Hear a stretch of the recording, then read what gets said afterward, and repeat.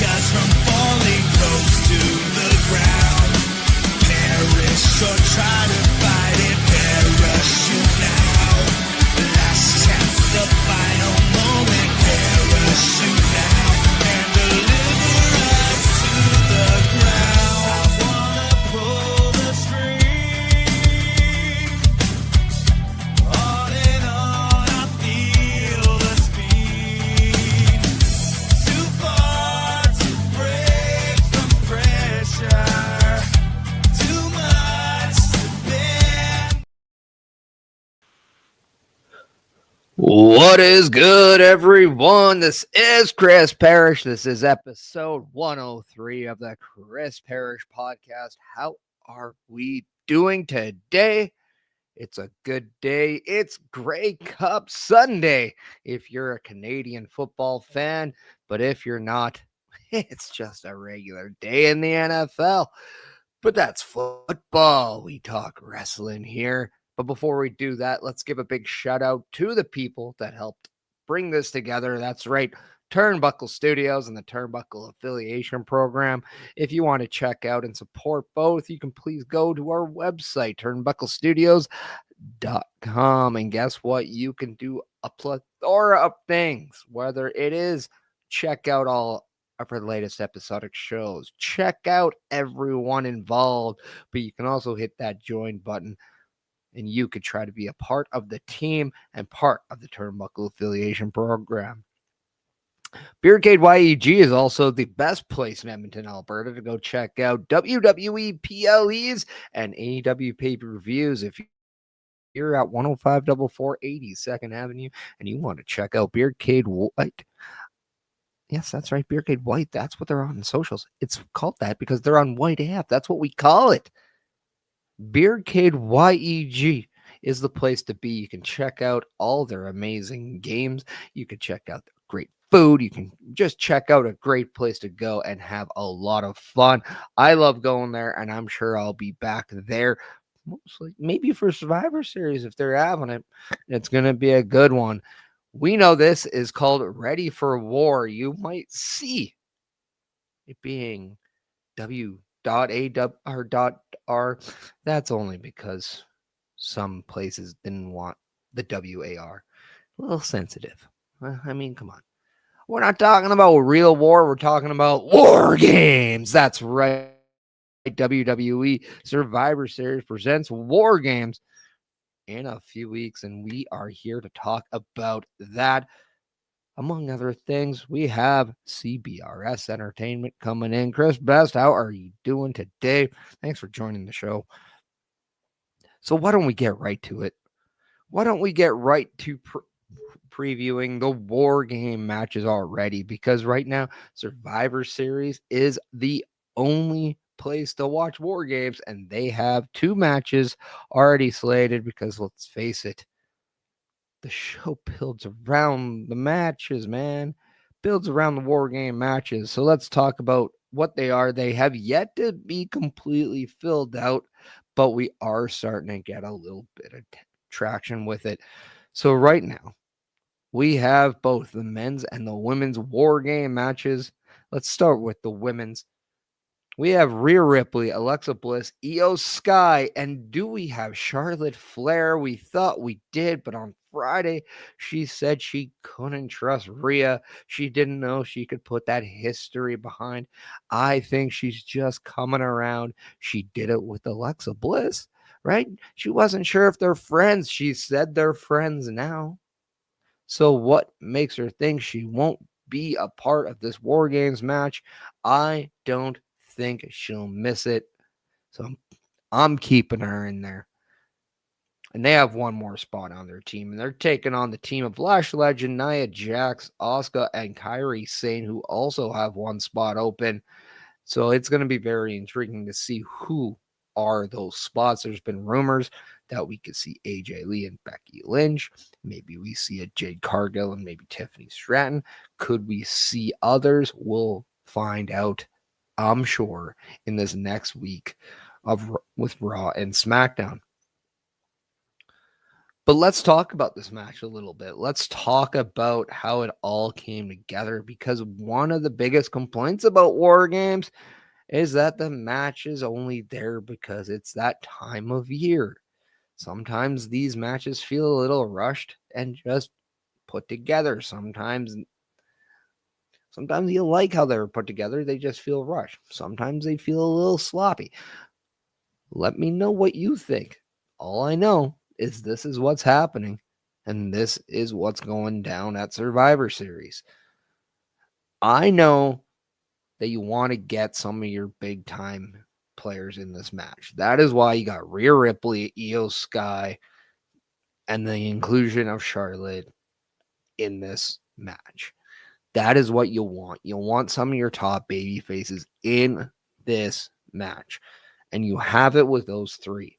Yes, you have Alexa Bliss, but let's be honest, she hasn't been the most reliable, really, of the last few years. She's been away. Yes, she had a kid. Not taking anything away from that, but she came back at the Royal Rumble this past February, and she's been kind of a mainstay on the roster, but in a tag team form. But as a singles competitor, she's not really been the top woman.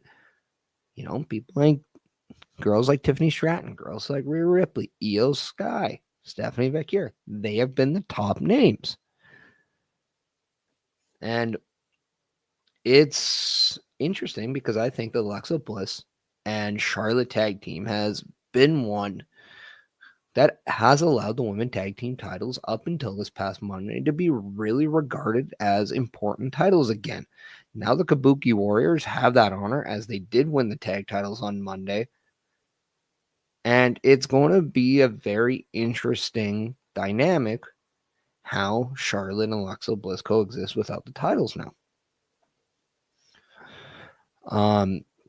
CBRS Entertainment coming in saying, unless Charlotte is actually hurt, which I haven't seen reports on, I feel like it's a fake out throw to throw off the other team. Yeah, could be. I also do think it showcases just how much the Rhea Ripley and Charlotte history matter. And then not only just matter in general, but matter to the individuals as well. I think one of the best things about what we've seen Charlotte this year is that we've been getting a lot more Ashley in the Charlotte character. We're getting a lot more of the human being. She's accepting Alexa Bliss in. She's been doing more Instagram, TikTok type videos. She's been very more open, and it's almost like she's letting her guard down a little bit. And because of that, it's been a very relatable. It's been very fresh for the character, but it's allowed her to really become a lot more accepted with the audience, because they just wanted to see who Charlotte Flair really is, not a fabricated version of what The Office wants. And I think this year we've been getting a lot of that with the tag team with Alexa Bliss. And I think the extension of showcasing what the matches with Rhea Ripley did to her, not only for her persona, but her emotions, just allows you to have that extra extension to caring about Charlotte.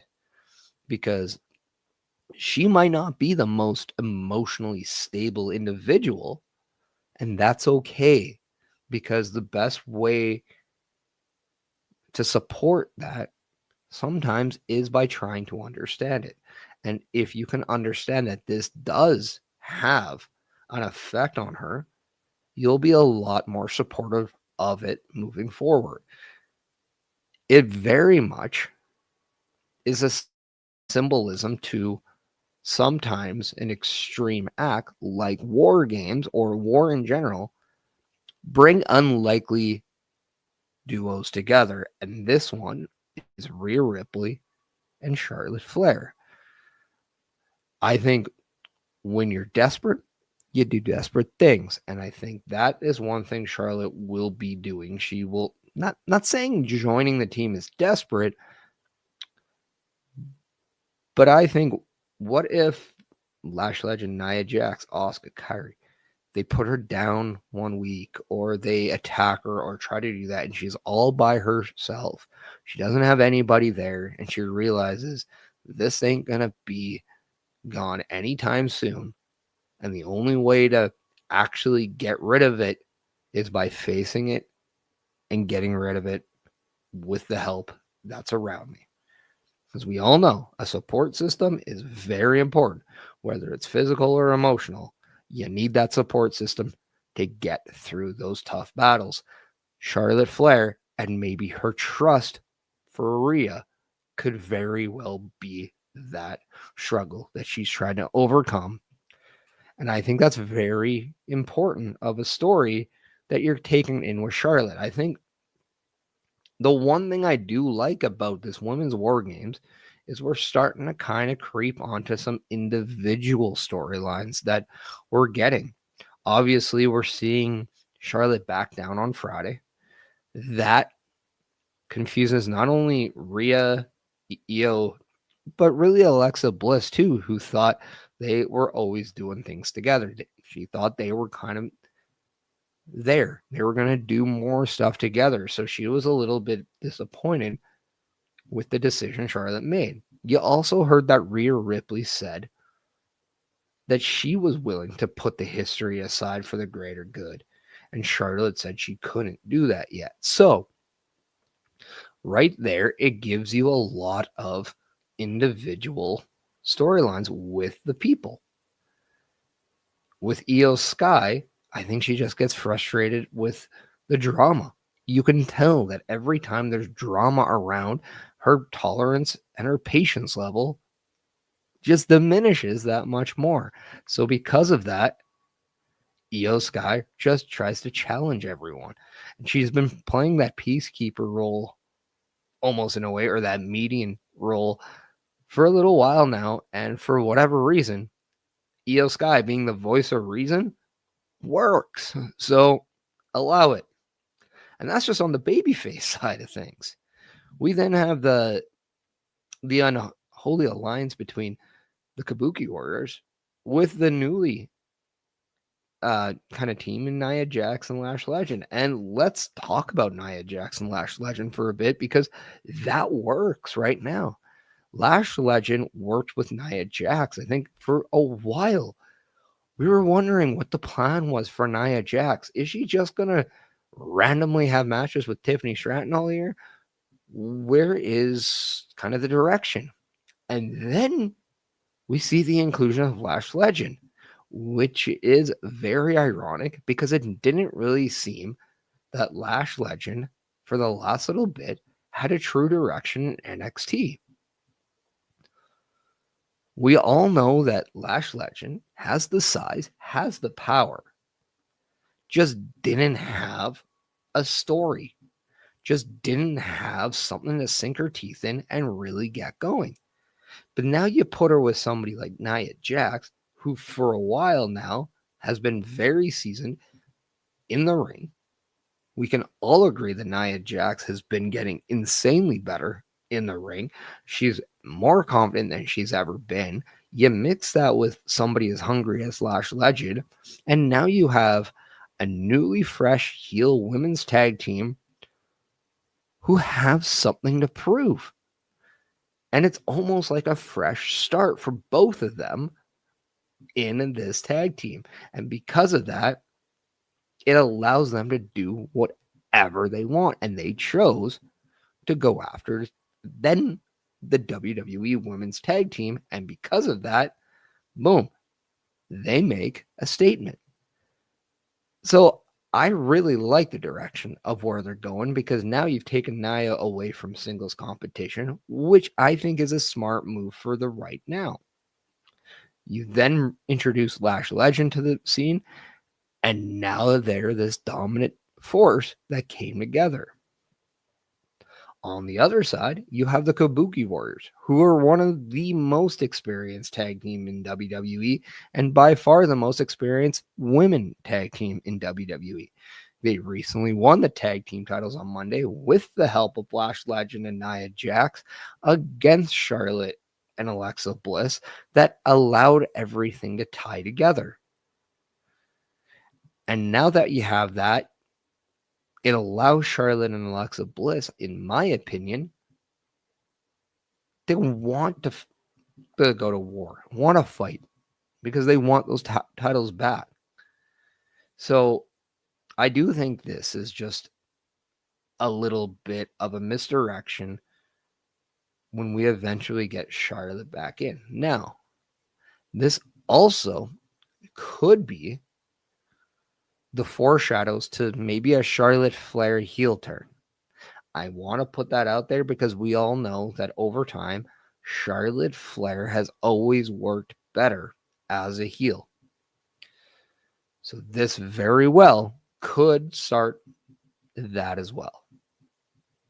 But let's enjoy the ride that we have, because we all know there are a couple question marks in this match, and the playing who's it gonna be game is a lot more fun, as we did in the past. So who is the mystery partners for the Rhea, Bliss, Io, Charlotte for right now team with Lash, Nia, Asuka, and Kairi Sane? There are options. You can go Tiffany Stratton, Jade Cargill, as Jade Cargill just defeated Tiffany Stratton for the WWE Women's title. You can go the Becky Lynch and AJ Leaf route because of their history and because they're two big names that you can add in. You could also throw in a Nikki Bella and Stephanie Vaquer, where Nikki Bella just turned on Stephanie Vaquer on Monday, and it looks like she's going after her World Women's Championship. So I think the options there are endless. You have these. You can even do Chelsea Green and Julia, or really take the time to introduce an NXT feud that goes on. There really is a lot to go on. But I mean, I do think that if you really want to add some vicinity and some star power, AJ Lee and Becky Lynch is the right mix here.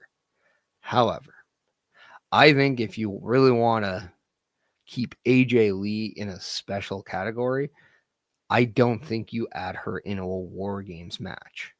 And no, I don't consider putting Maxine in there either. What I do think is the best form of anything is you add Jade Cargill to the women's team.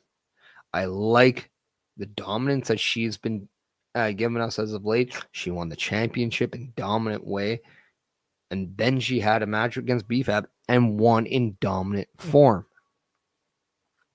So if you're Lash Legend, Nia Jax, or the Kabuki Warriors, why aren't you trying to get Lash Legend in this? Or sorry, Jade Cargill in this match. It just makes all the sense in the world. And because of that, she doesn't have that much really go. She doesn't have anything concrete going on. So add Jade Cargill. And on the women's side, I think this could be a form of, she might be closer than you think. I think Bianca Belair makes all the sense when you think about people from the past of just about everyone in this match. We got Bianca Belair that fits the mold in a lot of this. I'm not saying that's the case, but I'm saying what a surprise it would be if we get Bianca Belair as the fifth member. If you don't believe me, you want to say, no, she's not ready, fine. Then I think the one name that makes a lot of sense in here, and you don't have to force the story, you add a Stephanie Vaquer. You add the two champions in this match. You add those titles. And because of that, you then can extend the Stephanie and Nikki Bella storyline for right now. And that could resume the Monday after. And that's what I kind of feel how this match is going to break down in who these teams are going to be. Who I think wins, I think it's very simple. I have Team Rhea, Bliss, Io, Charlotte, and whoever coming out on top. This match, as we all know, kind of was put together because it needs to be put together. It is passable in a way of how things intertwined and came about. But because of a War Games match, there's nothing really on the line. There's not much really going on in the sense the winners don't get anything. So this is a case of put the babyface over, send him happy. I think I have Io Sky getting the pin on Lash Legend. It's War Games. I don't think you got to protect people. It's a cage match with weapons. People are going to go. People are going to get hurt. People are going to get bruised up. It's just the name of the game.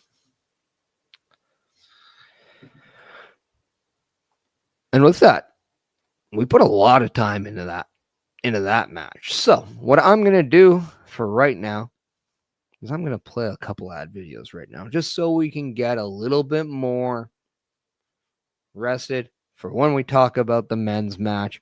So before we do that, let's get a little bit of a visual appetite, not only for the Turnbuckle Studios calendar video, our weekly calendar video, but if you ever want to support the Turnbuckle affiliation program and the members of the Turnbuckle Studios, well, I mean, we have an online store, so you're going to want to check that out and see how you can do it.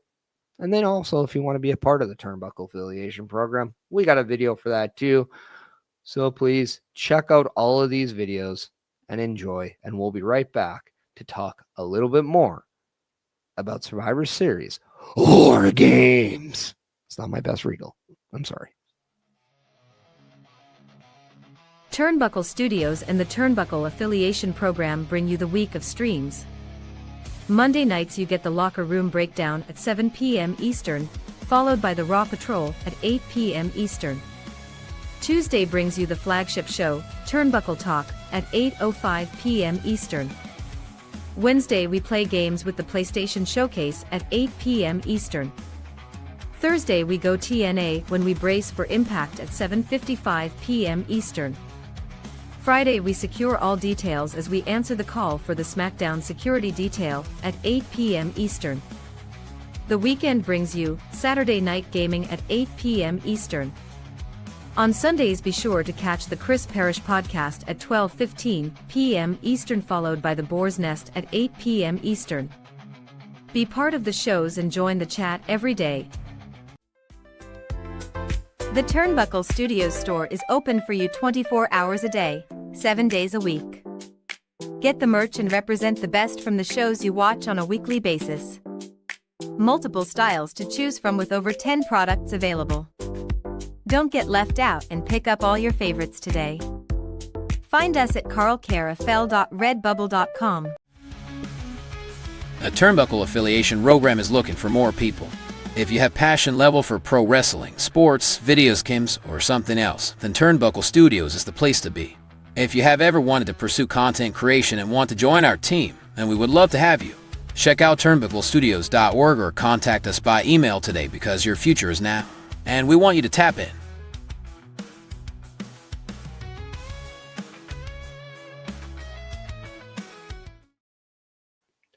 Yeah, that's right. If you want to go and check out all of that stuff and you want to go and support from a merchandise, from a product standpoint, that's right. This bad boy is from carlcarafell.redbubble.com, the online merchandise store for Turnbuckle Studios. And if you want to go and check out turnbucklestudios.com/join, that is the best way for that next step to become a member of the Turnbuckle affiliation program. That's right. We want to expand. We want to get some more help.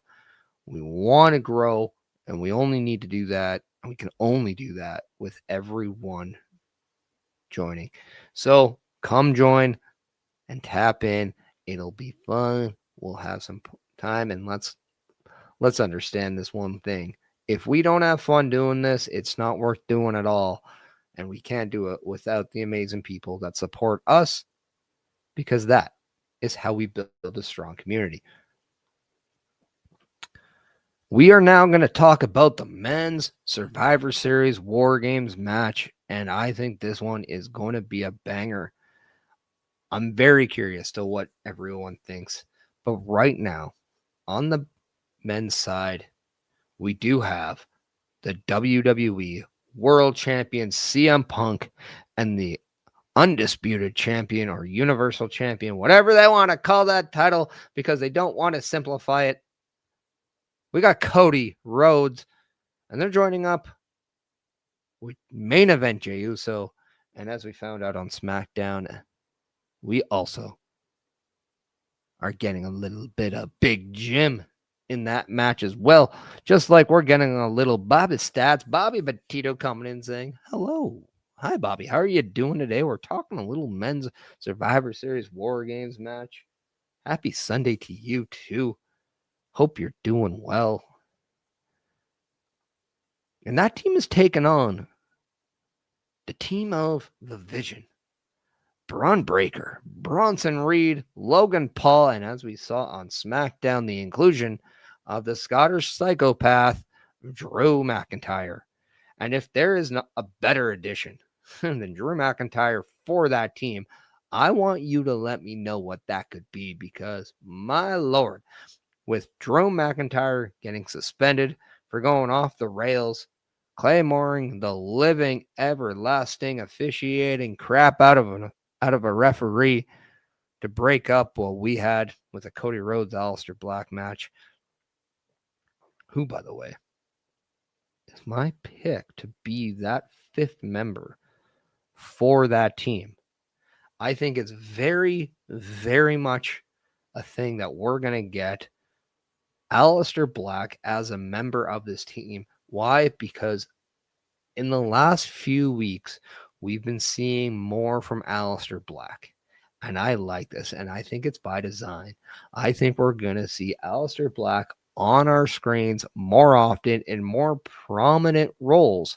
And I can't think of a more prominent role than Survivor Series War Games. Bobby Petito's saying he likes Bronson Reed in the Vision.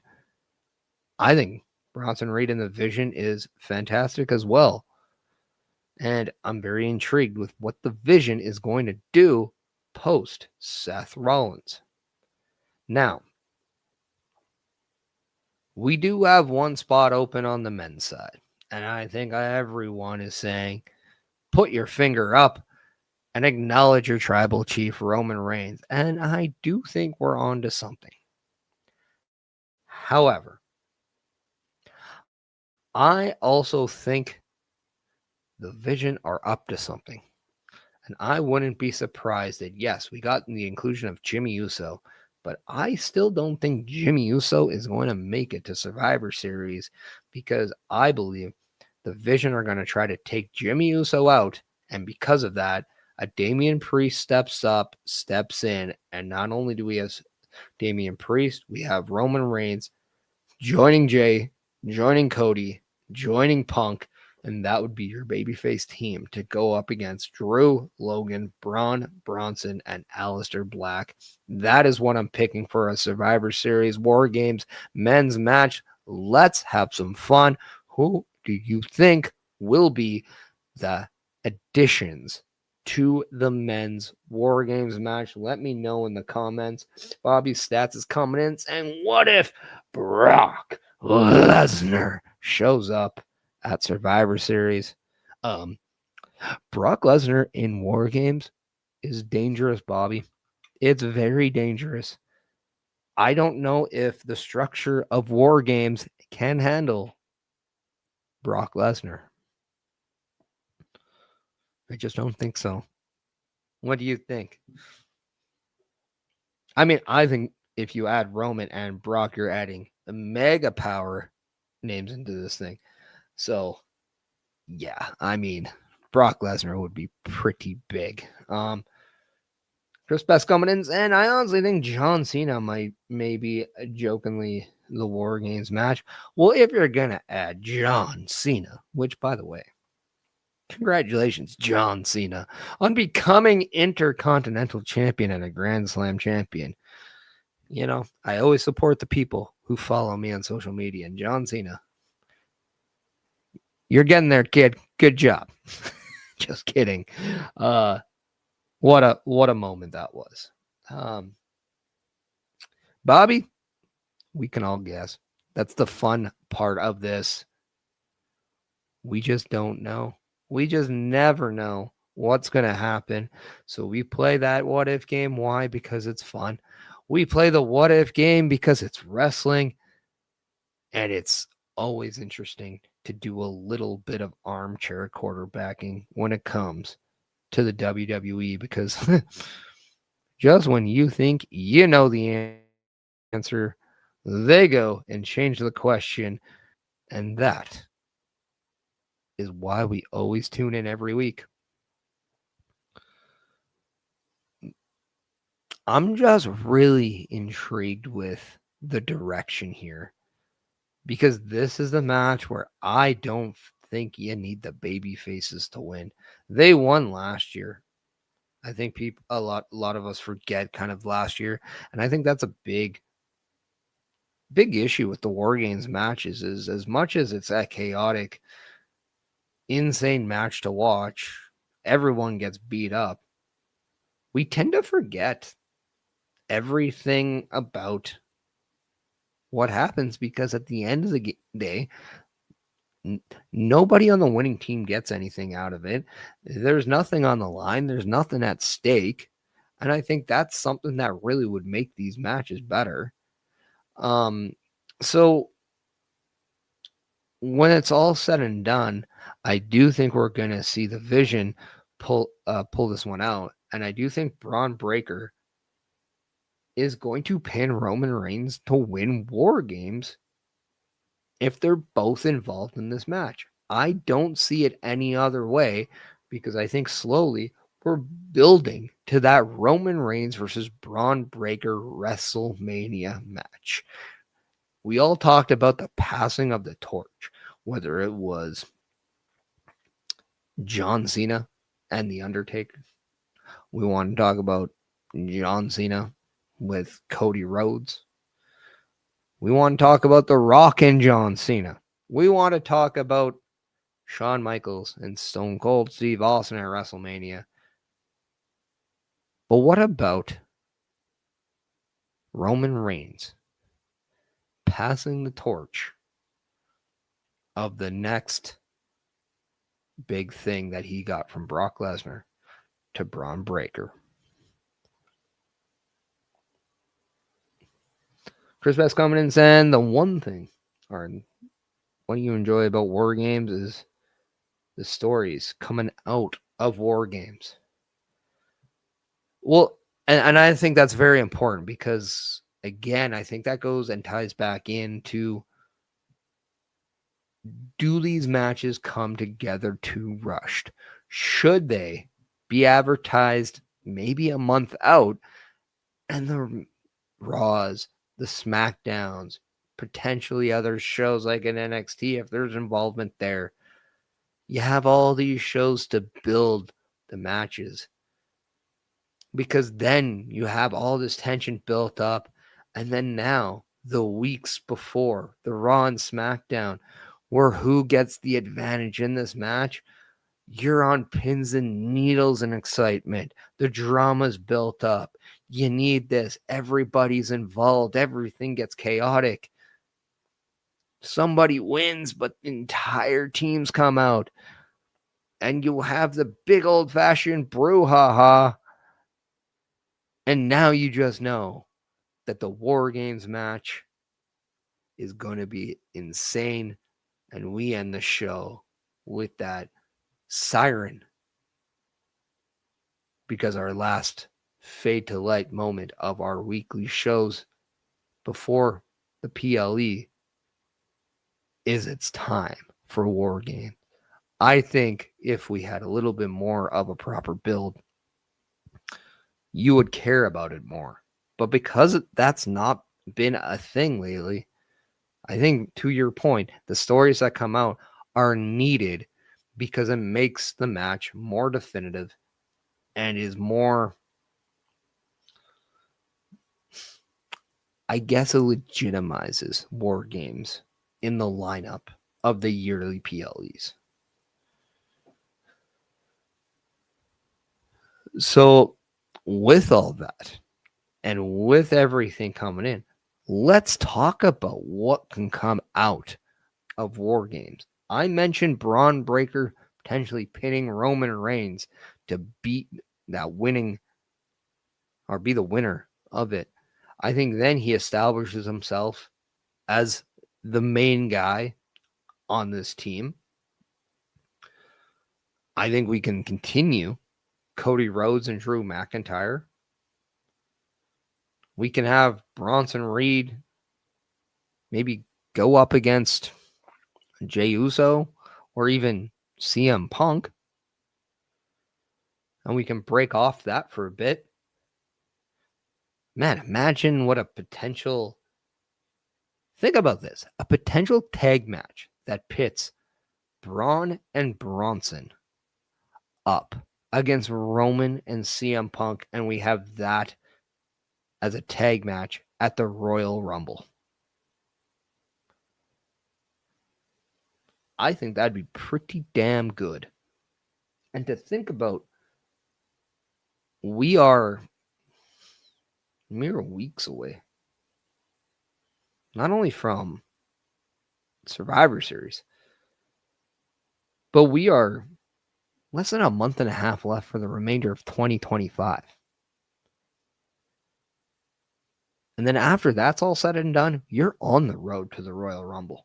So you get past this next 6 weeks and you're on the Royal Rumble pathway. Bobby, thank you so much. Bobby always does this. And everybody, you can do this as well.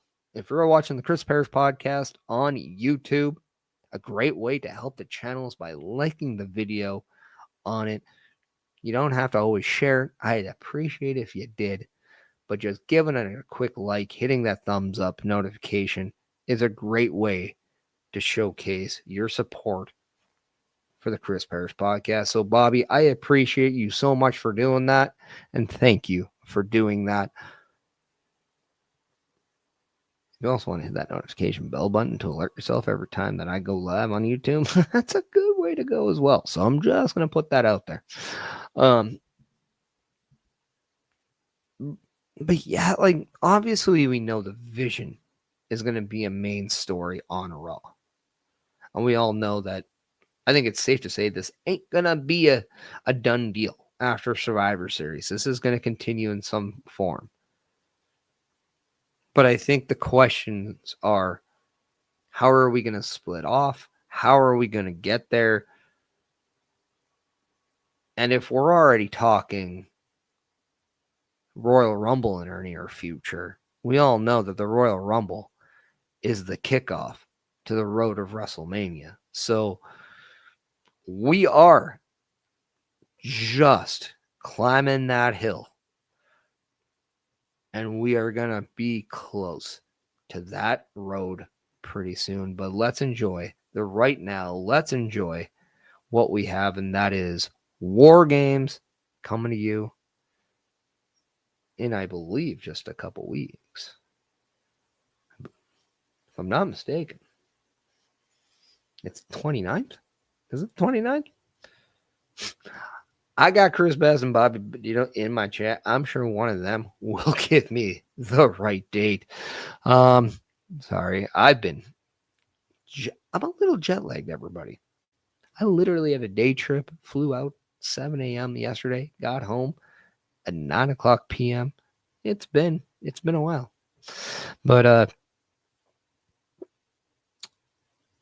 yeah, so those are the only 2 matches of War Games, Survivor Series War Games so far. So let's have some fun talking about some of the other matches that could happen. I know, Bess, you said John Cena in War Games I'm going to have John Cena pegged in a singles match, and I think this very well could be where he gives the rematch for the Intercontinental Championship to Dominic Mysterio. What we saw very much was John Cena won that championship, and it was a great moment. It completed the Grand Slam for him, but we saw a moment with Rey Mysterio.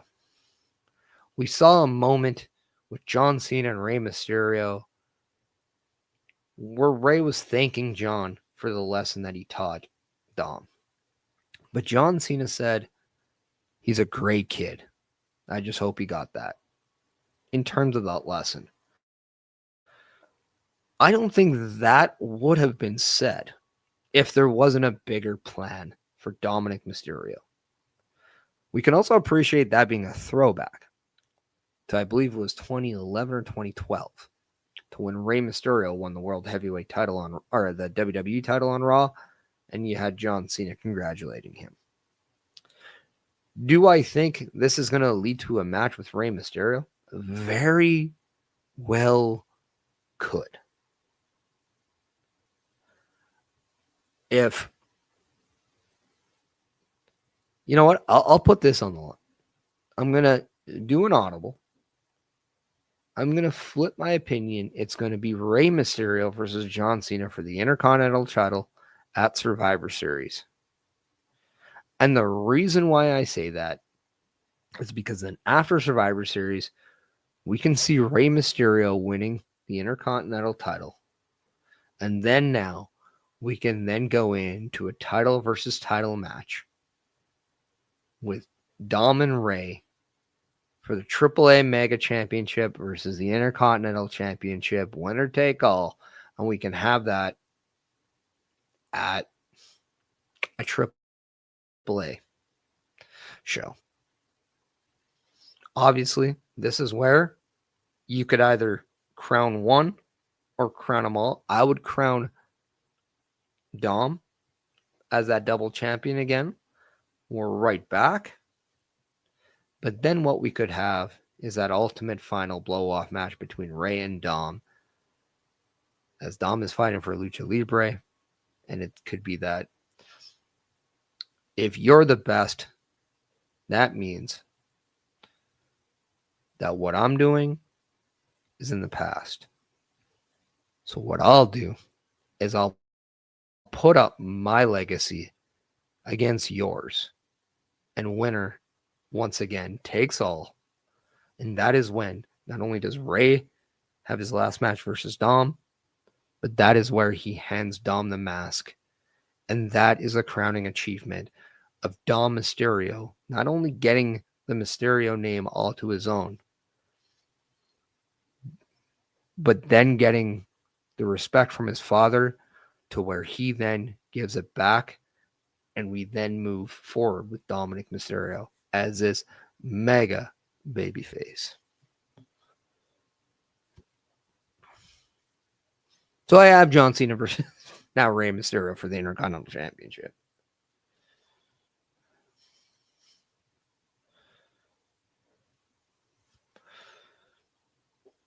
Chris Best coming in saying, I got Dom possibly taking on Rey. I think Dom could pin the blame on Rey for losing the IC title.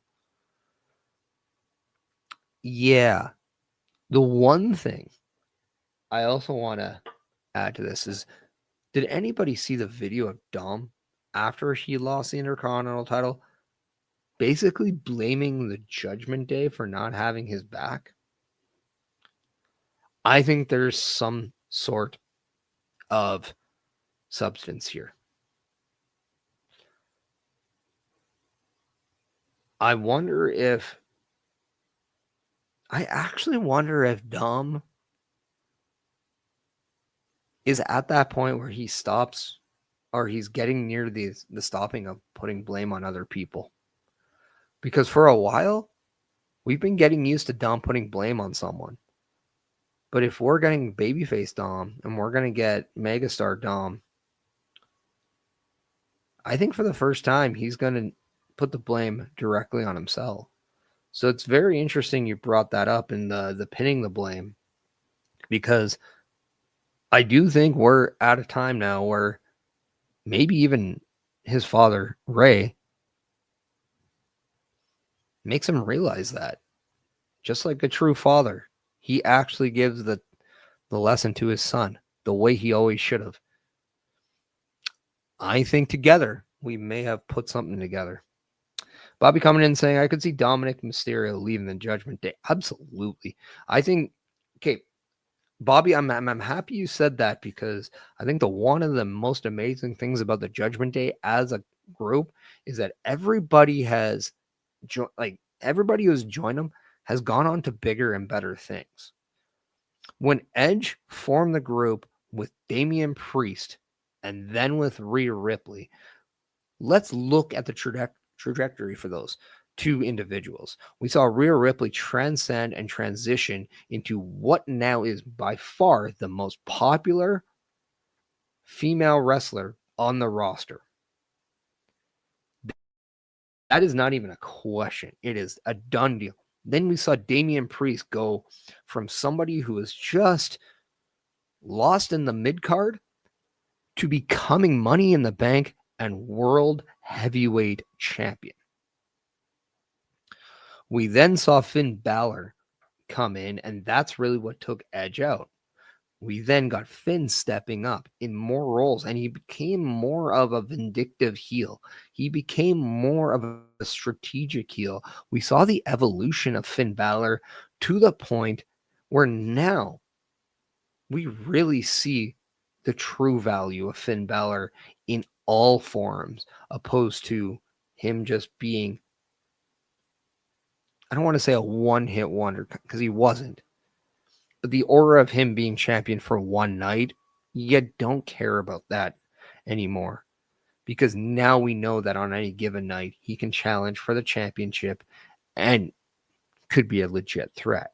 I think he's really grown as a complete performer with his time in the Judgment Day. And then obviously because of that, we've seen the introduction to JD McDonough, and now his importance to it, to the point where he's getting complimented by John Cena on Raw during his speeches. He's getting complimented by just about everyone because of the work he's had.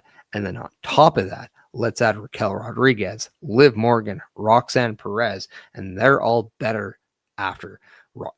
Raquel Rodriguez is a staple, whether it's tag team wrestling or even just the growth of her as an individual performer.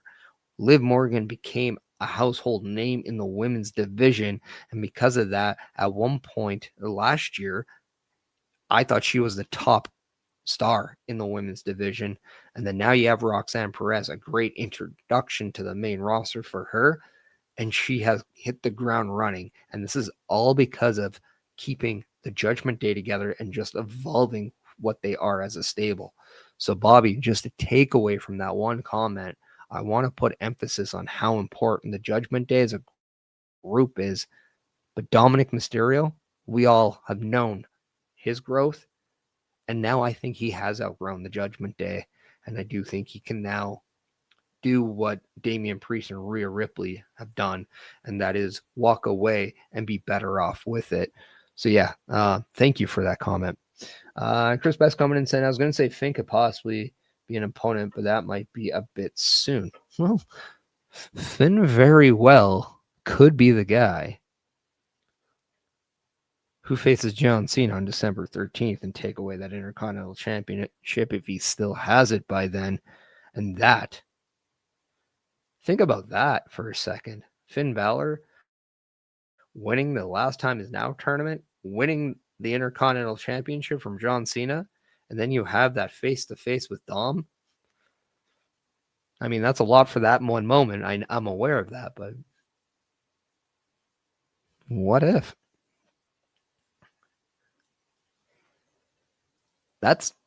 I'm also going to say this has been a crazy discussion too. Just based on a few comments, we were able to really deep dive into some true stories. So and just what if. So I thought that's fantastic.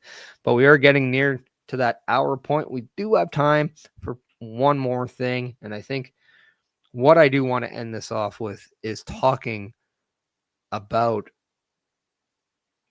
what we found out this past week, and that is Zach Ryder came back on Friday Night SmackDown.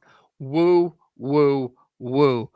If I had more time, I probably would have worn my broski shirt. But who would have thought we would have saw that on Friday? That is absolutely crazy. We almost believed him when he said Zach Ryder is dead. And then for the one-time appearance, yes, one-time appearance, Zach Ryder came out and gave us a moment as he was the mystery opponent for LA Knight. And it was absolutely fantastic. And I think it was so smart in the way that he did it, because moving forward long term, if he's going to be Matt Cardona and be taken as a main eventer, that's all well and good. But Zach Ryder coming back for one show allowed him to get his foot back in the door. And it's Zach Ryder. He had fun. He was doing the Zach Ryder stuff.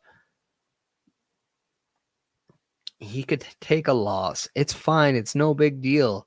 He was caught up in the moment. Doesn't get caught up in the moment, the complete Matt Cardona. So I think this is a very interesting take for the performer.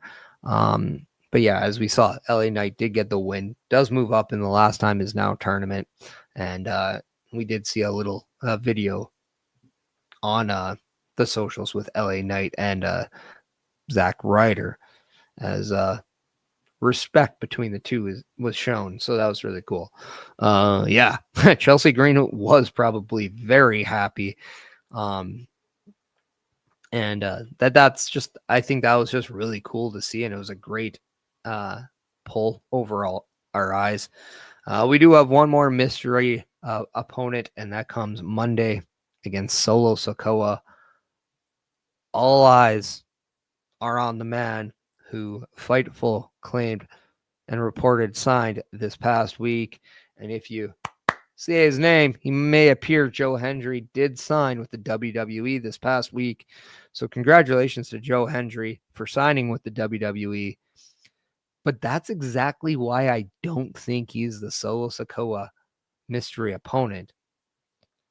I have a feeling John Cena might just host an open challenge for the Intercontinental Championship. And that's where I think Joe Hendry shows up, has that match.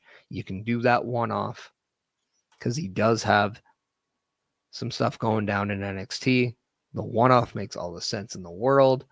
That way he doesn't have to win this tournament and be that last opponent, but he still gets that John Cena match, and it'll be live in Madison Square Garden on Monday.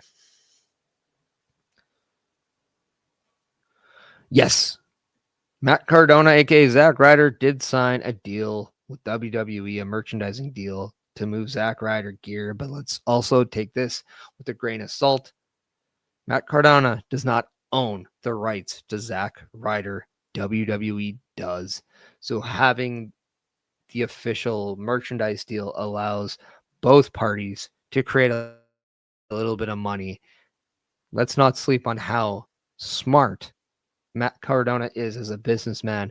He's also made shirts from Joe Hendry's latest video mocking Chelsea Green getting a pie thrown in her face. And we saw a fake Matt Cardona with a shirt. Matt Cardona is now selling that shirt on his Pro Wrestling Tee store.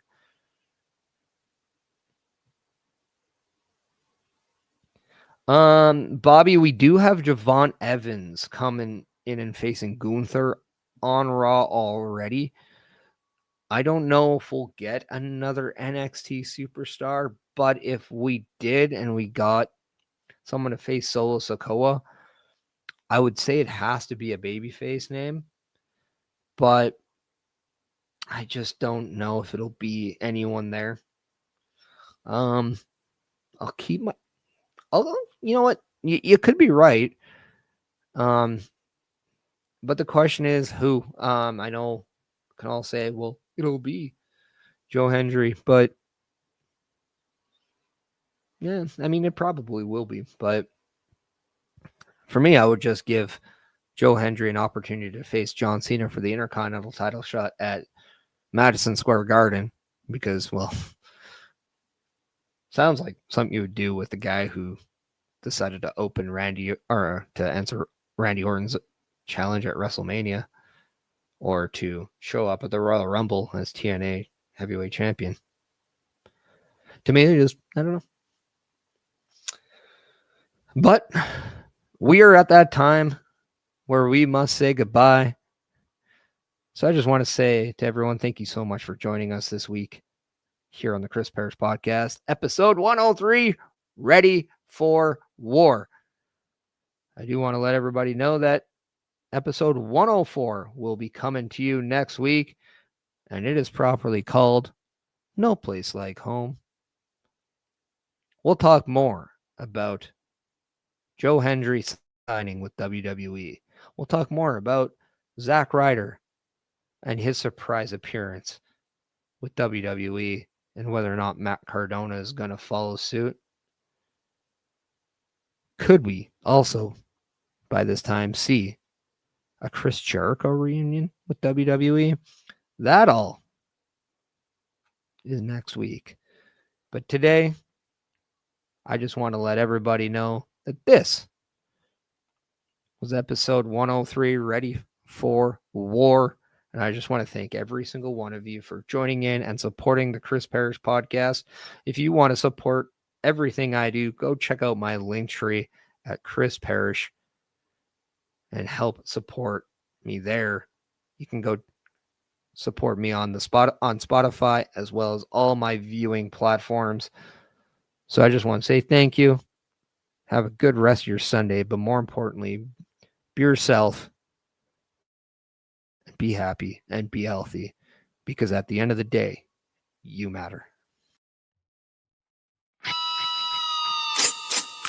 Ready